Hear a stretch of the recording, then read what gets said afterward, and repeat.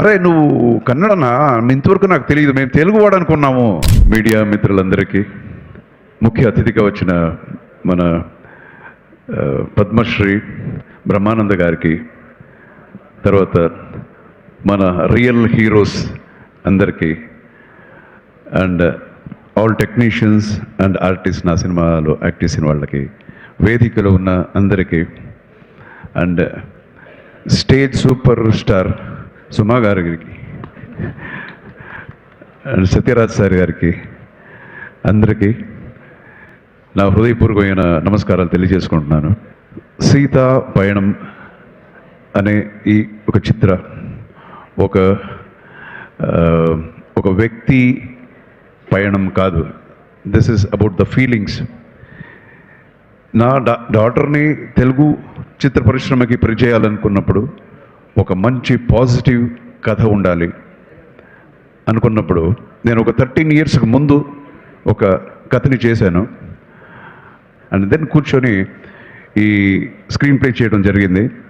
And it was a challenge because ఇది ఒక different genre కదా ఇది. So I wanted to give a gift to my daughter, అదే సీతాపయణం. And as a డైరెక్టర్గా దానికన్నా ఒక పెద్ద రెస్పాన్సిబిలిటీ, ఒక మంచి చిత్రం ఇవ్వాలి జనానికి. చాలా రోజుల తర్వాత నేను సినిమా డైరెక్షన్ వేరే చేస్తున్నాను అని చాలా with full heart and soul, నేను మాత్రమే కాదు, టోటల్ మై టీమ్ ఫుల్ ఆనెస్టీగా ఈ సినిమా చేశాము.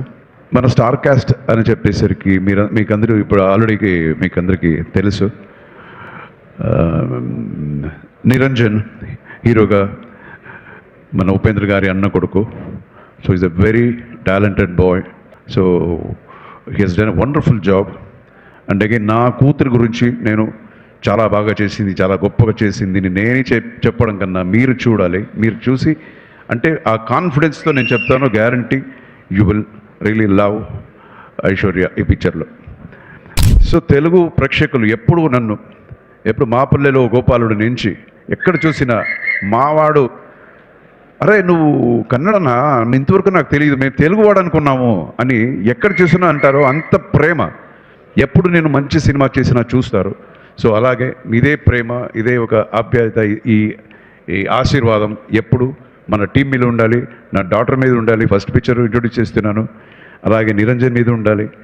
So thank you so much. మీరంతా చాలాసేపు వెయిట్ చేశారు. And God bless you all with great health, wealth, fortune and prosperity.